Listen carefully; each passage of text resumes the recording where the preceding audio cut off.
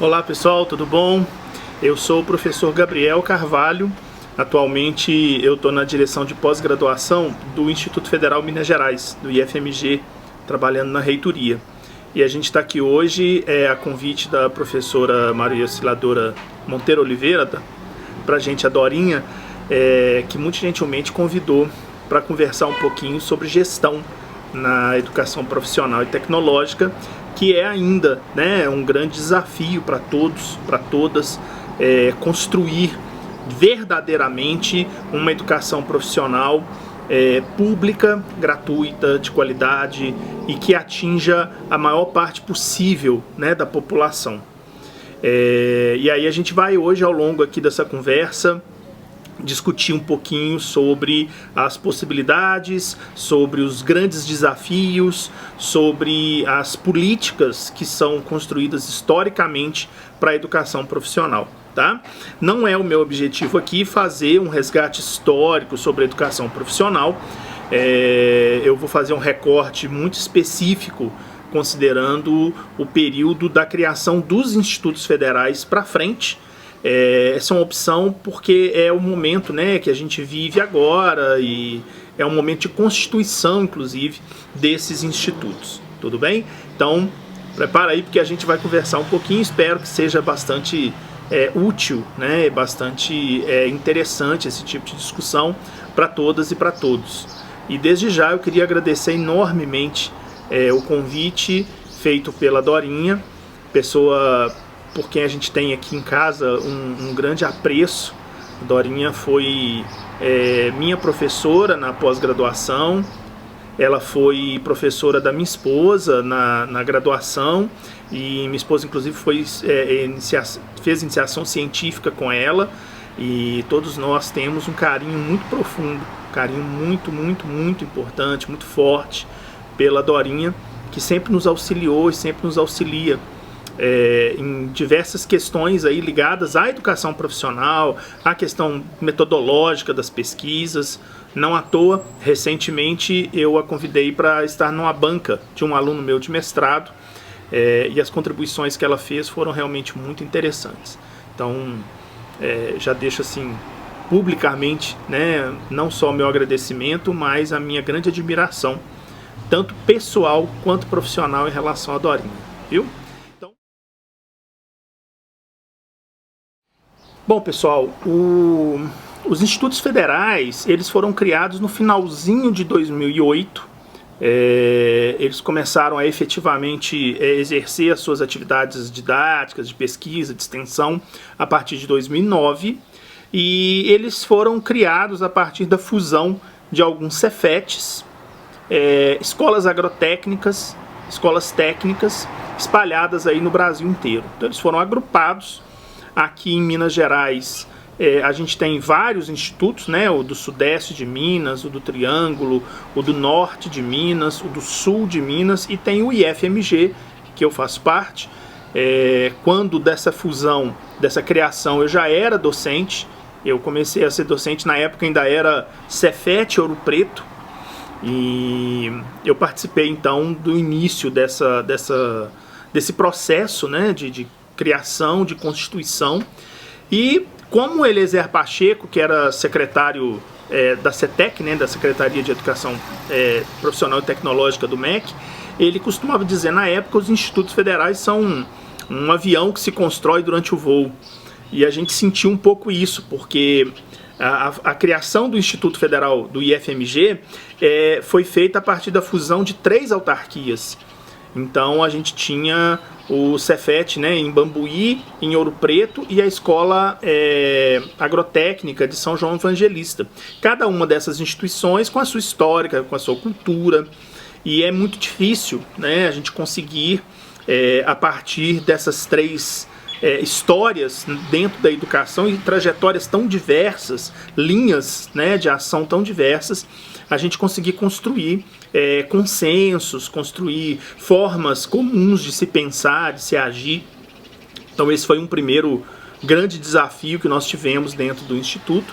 Na época eu estava no campus de Congonhas, acabei assumindo lá a direção de ensino, E a gente estava, na verdade, num processo de estruturação. Na época, e aí eu estou falando 2009, 2010, 2011, a gente vivia um período onde o governo fez nitidamente uma opção pela educação profissional, pela educação em geral, vamos dizer assim, né? A gente vê aí aberturas de universidades e abertura de inúmeros campi de institutos federais, criação de novos institutos, né, ao longo, assim, ao Brasil afora. Então é uma época em que havia um investimento muito forte, havia uma quantidade muito grande de concursos, né, para professores com dedicação exclusiva, professores 40 horas, né, com dedicação exclusiva às atividades de ensino, de pesquisa e de extensão, o que se traduzia na construção de um corpo docente qualificado, comprometido. E a gente tinha a esperança de que, quando esses modelos de expansão se consolidassem, mantendo, né, os níveis de investimento, a gente já tivesse uma maturidade suficientemente grande, estabelecida, para consolidação de cursos, para manutenção, né, de cursos e para expansão ainda mais da rede, para que ela pudesse atingir o maior número de pessoas. E aí, num primeiro momento, nós tínhamos um investimento muito forte em cursos que a gente chama de integrados. São cursos do ensino médio junto com o técnico, né? Então o estudante entra no instituto para trabalhar em tempo integral e ele ali sai com a formação do ensino médio regular, mas junto com isso, né, uma formação de nível técnico. Pela lei que criou os institutos, nós deveríamos atender os arranjos produtivos locais. É uma expressão até bastante forte, mas a gente tem que atender determinadas demandas, determinados anseios das sociedades. Então, todo curso que a gente vai criar, ele deve necessariamente passar por consulta pública para que seja possível compreender quais são os desejos, né, de um determinado local, respeitando aí a questão dos eixos tecnológicos, respeitando aí a questão das inclinações que cada uma das regiões tem em relação ao mercado. Mas a gente se propõe a uma formação mais ampla do que simplesmente atender o mercado. A gente vive numa sociedade capitalista onde, né, o emprego ele dita muito o que as pessoas vão procurar fazer. E aí, assim, é claro que a gente não pode fechar os olhos para isso, mas eu cito aqui toda uma literatura da área de educação profissional e tecnológica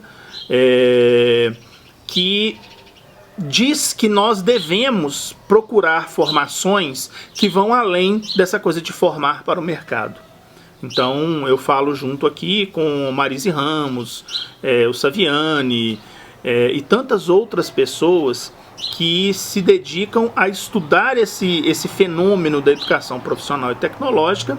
E o que há de comum entre esses autores é uma filiação marxista, onde a gente entende o trabalho, realmente o trabalho, como um princípio educativo, e a ideia da formação do sujeito integral, muito nos moldes, né, do que a gente pode chamar de uma escola unitária, como dizia Gramsci, e buscando uma formação que a gente chama de omnilateral, ou seja, formar o sujeito completo, né, formar o sujeito todo, e não simplesmente contribuir na formação de uma pessoa que vai ser uma especialista num determinado processo, mas que não tem uma visão do todo. Então nós queremos e nós perseguimos, como instituição ainda jovem, né, a gente tem aí 11 anos de existência, nós perseguimos com todas as nossas forças uma discussão interna no sentido de promover essa formação integral. Uma formação que permita ao sujeito ser um técnico, exercer uma determinada atividade, né, profissional, mas que ele seja mais do que isso, que ele tenha uma visão globalizante, uma visão totalizante a respeito da sociedade em que ele vive, do respeito necessário, né, aos outros, às comunidades, às culturas, do respeito necessário aos seus colegas, e nós não queremos, portanto, uma educação que seja uma educação que mantenha um determinado status quo, né? A nossa educação, o que nós perseguimos o tempo todo, é uma educação que seja transformadora. Uma educação que transforme pessoas, como diz o Paulo Freire, né? E que as pessoas possam transformar o mundo. O mundo pensado num local mais justo, mais fraterno, mais igualitário. Pessoas que possam dizer um não às estruturas de dominação, que possam dizer um não sonoro às imposições que o capital nos faz. Nesse sentido, é importante a gente colocar aqui, eu vou fazer uma divisão aí desse período de vida do Instituto em dois grandes grupos. O primeiro grupo, que eu coloco mais ou menos até 2015, onde tivemos avanços, tivemos retrocessos, mas eu avalio que tivemos mais avanços que retrocessos. E a gente pode pensar nisso quando a gente avalia, por exemplo, a maneira pela qual a expansão da rede de educação profissional foi pensada e foi colocada em prática. Então eu estou falando do governo, finalzinho do governo Lula, do segundo, e do primeiro mandato Dilma Rousseff, onde o ministro da Educação era o Fernando Haddad. E aqui não cabe qualquer tipo de posicionamento partidário, mas é importante ressaltar que havia uma política claramente de expansão da rede profissional, e a ideia era levar campi dos institutos federais a diversos locais do país, porque acreditava-se dessa forma a gente conseguiria aumentar a influência do Estado, né, a influência federal, como protagonista de uma melhoria na educação de nível básico, formando assim pessoas mais capacitadas, com melhor leitura de mundo, que influenciariam, né, os seus filhos, que influenciaria, portanto, uma nova geração. E a ideia era, de fato, que essa pressão positiva por melhoria pudesse se expandir, pudesse se estender a outras esferas do poder, né, estadual e municipal. E era, de fato, uma política ousada, uma política importante, que trouxe resultados muito interessantes. Um deles, eu acho um dos mais significativos, é que os alunos oriundos dos institutos federais, eles têm desempenho acadêmico pelo menos igual ao das melhores escolas, né, das escolas particulares, que são tidas, pelo menos no senso comum, como boas escolas. Então, nós temos no Instituto essa capacidade de trabalhar uma construção de conhecimento, trabalhar um processo educativo de uma maneira bastante interessante, bastante profunda, com essa capacidade analítica em relação à situação, em relação ao mundo. Então, isso nos orgulha muito. A gente tem um caminho muito grande ainda a percorrer em relação à estruturação mesmo dos ensinos das educações integradas. Paralelo a isso, nós tivemos também, pela força, inclusive, da lei de criação dos institutos, uma obrigação, né, de constituição de cursos de licenciatura, cursos de formação de professores, sobretudo em áreas que são de difícil obtenção, né, é raro você encontrar cursos assim, e cursos também em outras áreas, como engenharias, administração, etc. Mas cursos de graduação.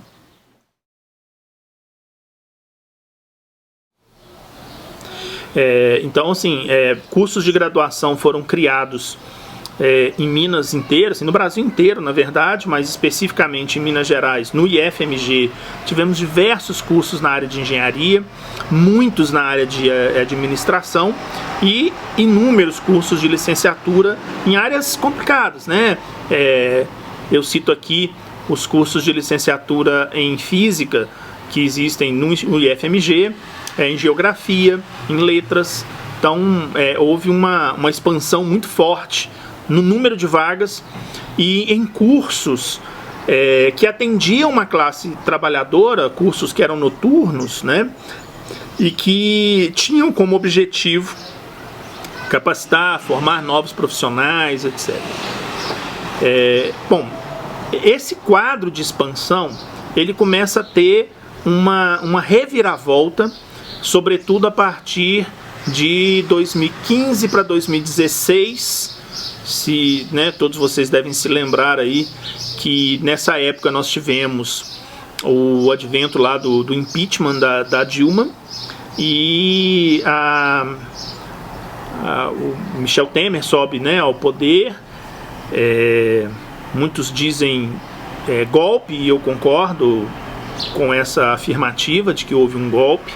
Não acho uma outra palavra para poder denominar aquele processo político que aconteceu, onde você destitui do poder uma pessoa sem haver um crime materializado de responsabilidade que não já tivesse sido cometido por outros, mas enfim.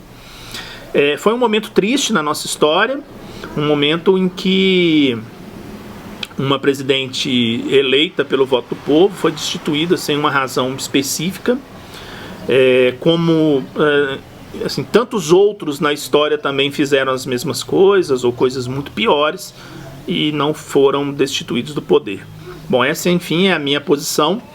E aí eu acho uma coisa importante que acontece ali, que é a criação, a votação de uma PEC, chamada PEC do teto dos gastos, que inclusive hoje está sendo questionada, porque as pessoas estão vendo o buraco em que se meteram, né, em relação a isso. E o impacto foi muito forte na área de educação.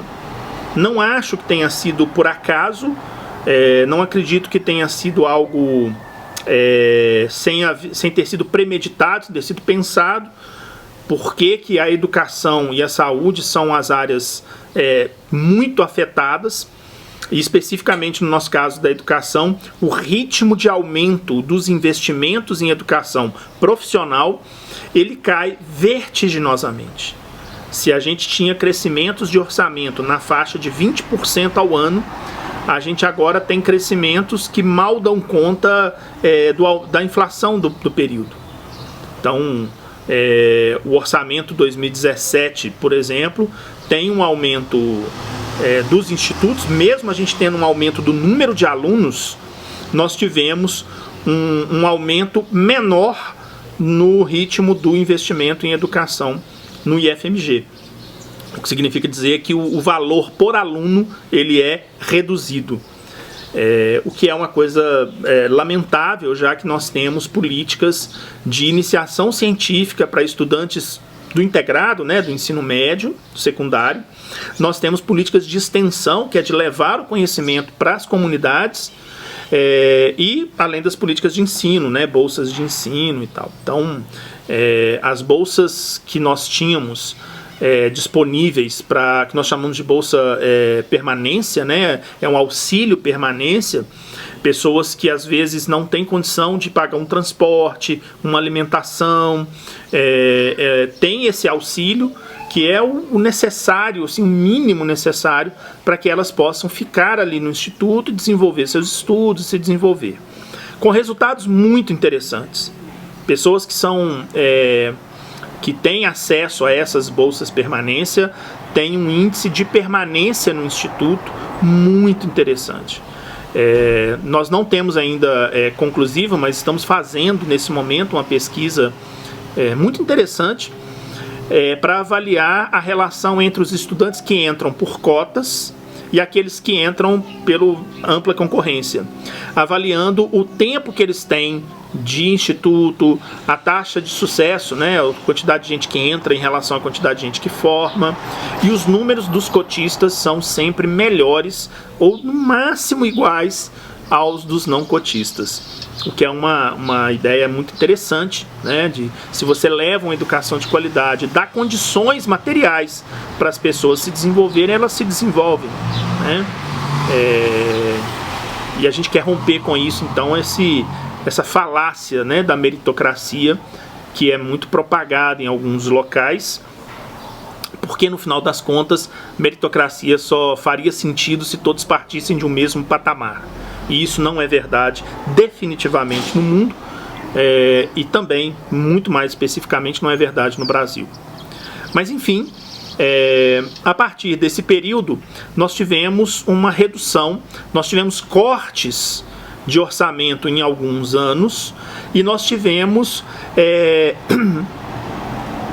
contingenciamentos em outros, que é uma palavra bonita para dizer corte, e eu vou explicar por que isso mais à frente. Período, portanto, do Temer, né, foi um período que eu considero como um período só de retrocessos. E agora, então assim, se você teve no início, né, nos anos até 2015, avanços e retrocessos, porque isso faz parte do jogo. Depois, 16 e 17, nós tivemos um período de retrocessos. 18 e 19 e 20, agora principalmente 19 e 20, nós tivemos talvez um avanço do retrocesso, com a colocação de determinados ministros de educação que pouco entendem do ramo e que têm uma visão completamente deturpada daquilo que vem a ser a educação profissional e tecnológica, a educação de uma forma geral e especificamente a educação profissional e tecnológica. Repara que esse quadro que está sendo pintado, ele é um quadro bastante temerário para o futuro, né, do Instituto. Hoje nós temos como algumas diretrizes na área da gestão o que nós chamamos de verticalização do ensino. O que vem a ser verticalização? Você pegar e oferecer cursos que são cursos técnicos de nível médio, cursos de graduação e também de pós-graduação. Alguns institutos, Brasil afora, têm isso já bem consolidado, e a gente tem uma política agora para começar a incentivar, para fomentar esse tipo de verticalização. Isso obviamente esbarra numa questão muito importante, que é a do investimento. Você pensar em fomentar, por exemplo, cursos de mestrado e doutorado, que é onde de fato acontecem, né, pesquisas, inovações.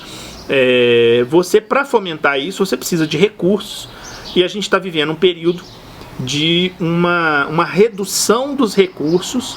Quer dizer, a gente tem, veja bem, para a gente fazer uma expansão do número de alunos, a gente tem também uma expansão de custos fixos, né? Por exemplo, água, luz, serviço de internet, locais, limpeza, enfim, toda uma infraestrutura necessária que aumenta conforme o número de alunos aumenta. No entanto, o custo por aluno, né, o investimento por aluno, ele tem sido cada vez menor.